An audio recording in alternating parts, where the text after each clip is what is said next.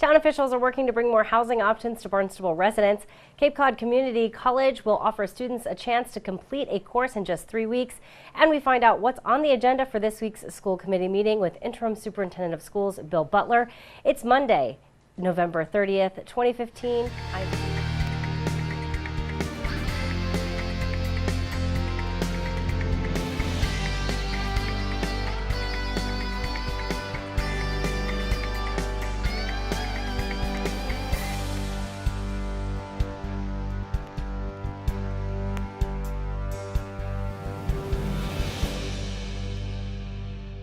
You can lend your voice to help develop strategies to produce diverse housing types at a broad range of prices for Barnstable residents.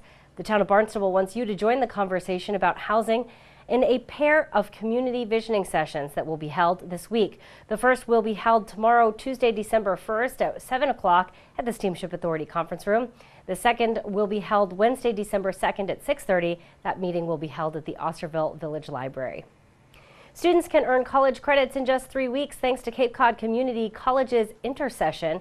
Communications Director Michael Gross says the intense 3-week courses can be a big time saver. 3 weeks of classes that are very intense, but they run from the 4th of January to the 22nd. And you can get 3 credits, and they're fully certified. There are accredited courses, but they run intensely right from the 4th to the 22nd. And for a lot of people, and we have, I know, college students that are here through break right now from other places, or people who need one more class to get that credential, or they're along a path and something dropped out and they need to pick it back up. And spring registration opens today. You can learn more about Intersession by visiting capecod.edu. The school committee meets this week to find out what's on the agenda. Barnstable This Morning host Sarah Colvin sat down with Interim Superintendent of Schools Bill Butler. The school committee is going to meet this week. Tell me a little bit about what is on the agenda. Okay, well, to start out, it's the school committee's organizational meeting after the November 3rd election.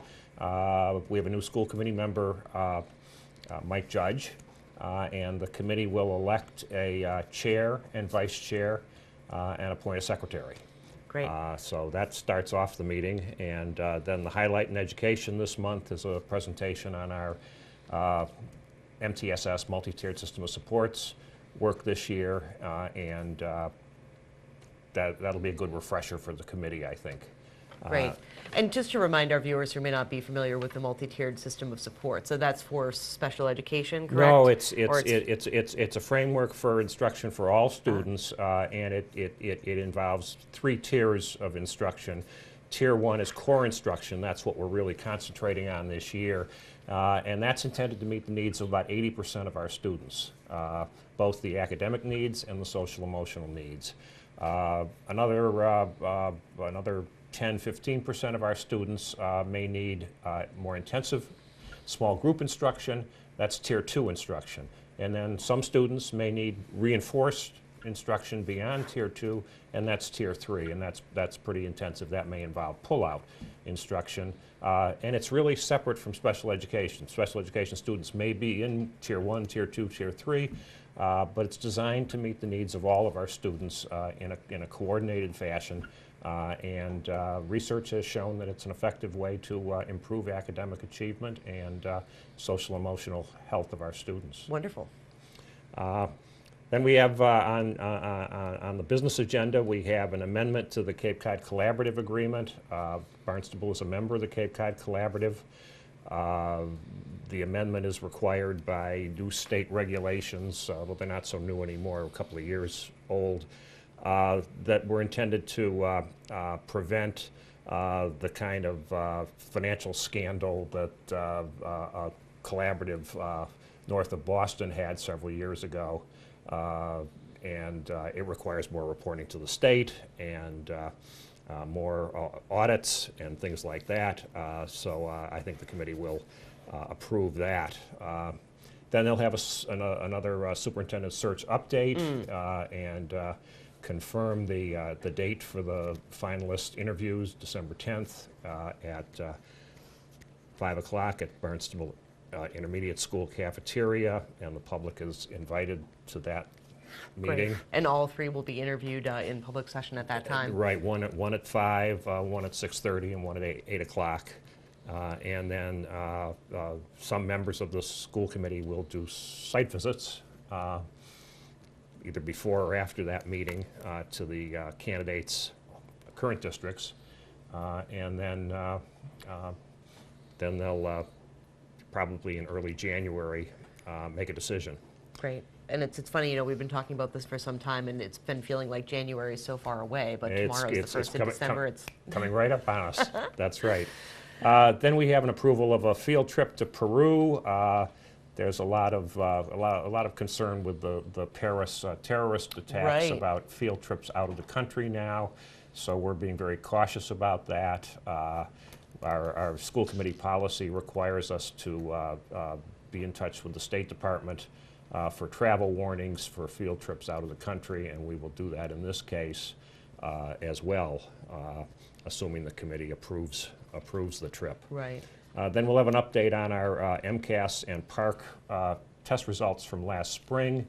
I heard you in your prior segment talking about MCAS 2.0, the hybrid. Yes. And that's going to be an interesting conversation, I think. It'll be interesting to see how much of the hybrid comes from MCAS and how much comes from PARC. Right, and just, I mean, at this early stage in this, how big of a transition do you anticipate this to be? And, you know, is this something that is going to be probably more on the administrators and the teachers versus, you know, the students having to deal with I such a change? I think it'll be on everybody. The first hybrid assessment will be in 2017. Our students will take PARC again next spring in 2016, except for the 10th grade. They will continue to take MCAS because it's a graduation requirement through 2019. And it'll be interesting to see how the hybrid test is structured. And I think there'll be a considerable reliance on PARC because I think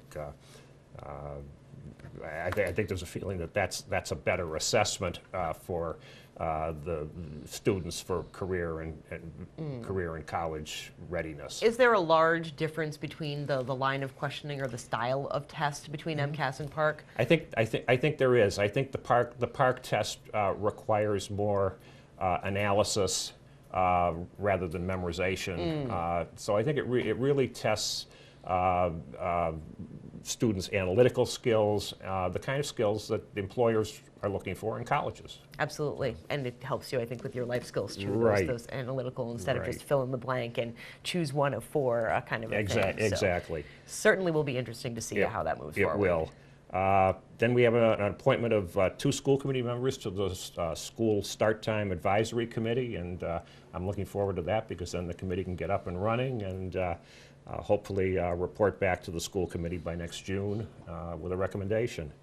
And then we have a policy on security cameras in the schools. We have surveillance cameras in our schools, but we do not have a school committee policy at this point.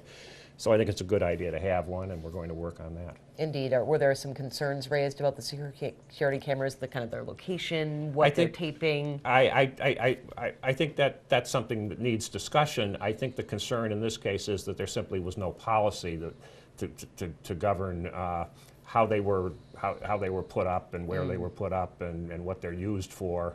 So this will provide some structure to the work. Great. Great. Well, anything else about the upcoming meeting that you'd like to make our viewers aware of? Just that we're going to request that the school committee endorse an additional transfer to the Capital Trust Fund. The town manager is proposing a $4 million transfer from free cash to the Capital Trust Fund, which will increase the town's bonding capacity. And I think it's $2 million from the school savings part of the free cash and $2 million from the municipal side of the free cash. And I think that's a good idea, and I'm going to recommend it to the school committee. And the school committee meets this Wednesday night at 7 o'clock in the Town Hall hearing room. Well, be sure to tune in to our hour-long news program, Barnstable This Morning, weekdays at 7 a.m. On tomorrow's show, we will chat with Police Chief Paul McDonald. We'll meet the new Executive Director of the Cape Cod Symphony, Roland Valliere. Plus, we'll have all the news and information you need. For Barnstable Today, I'm Sarah Mannel.